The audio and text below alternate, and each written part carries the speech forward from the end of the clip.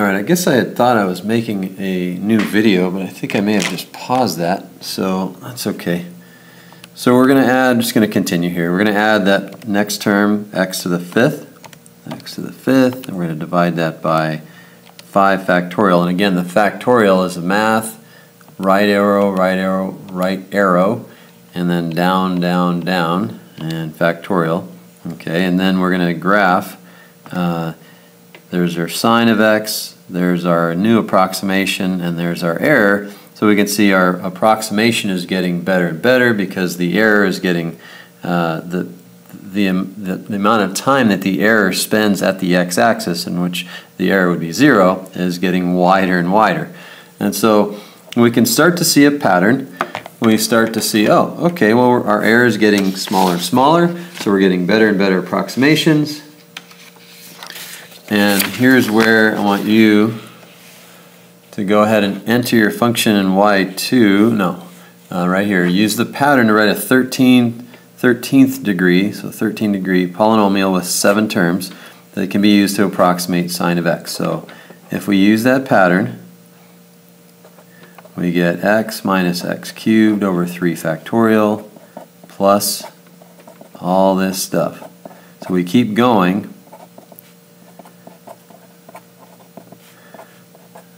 And we're kind of approaching this problem from a different perspective today than we did in class. And so that's our approximation. Let's go ahead and type that in. Okay. And I'm going to go ahead and have you pause the video. I'm also going to pause the video and type it in. Okay, once we get that, it says enter your function in y2. Use your calculator to find sine of 0.5. So we have sine of 0.5. Equals, and then we're going to go ahead and enter in our y2 at 0.5.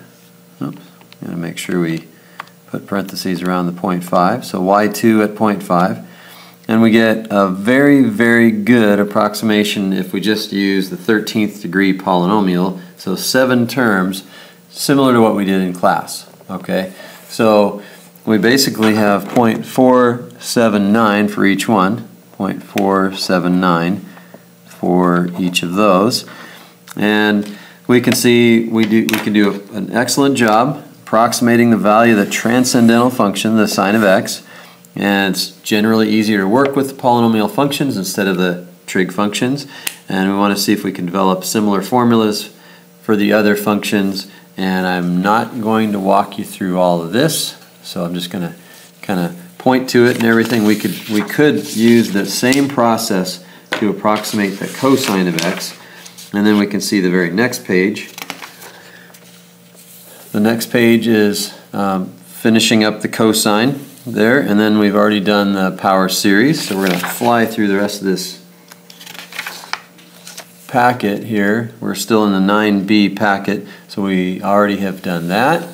We've already done that part. We don't need to do that anymore. Or again, we've already done this.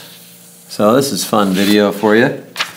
And then we could sit here and try to generate another function, polynomial function for e to the x. And although we're not going to do that either.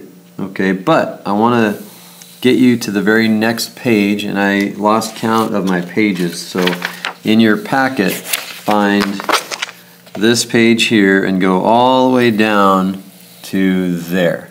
Okay, so basically fast forwarding, we can generate polynomial functions or infinite series even if we see a pattern for the functions that we all know and love. So we can do the same for e to the x. Let's graph the two functions to see how they match. We could do that. And so write that in, and let's go ahead and graph the, actually it's at the top of the next page here. So if we look at the top of the next page, we've got this. Okay, so what I want you to do is type in e to the x, so your y1. Let's clear that.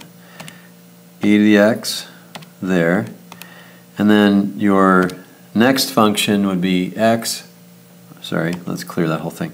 1 plus x plus x squared divided by 2, and then plus x cubed divide by, no, I'm going to be careful there, divide by 3 factorial.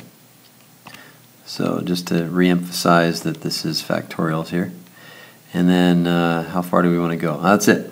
Okay, so we go all the way out to 3 factorial, and if we graph those, we don't need to put the y1 minus y2, and we graph them from, let's use the correct viewing window here, -2 to 2, and then -3.1 to 3.1, so -3 to 3 is fine. So there's our e to the x, and then we have our polynomial function, which resembles the graph of e to the x pretty well. And then we can go ahead and scoot on down. Here's our first 8 terms. You can see the pattern. Every term, every power of x increases by 1, and then every denominator increases by 1 factorial. And we could go ahead and graph that, but we're not going to do that. Is there a better method? So we could find e squared, and then we could use the polynomial approximation to find e squared. Basically, we're doing all the same thing. If you'd like to do that in class, let me know.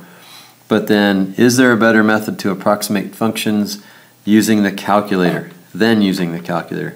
So that's what we're going to be talking about in the next video to finish up packet 9b.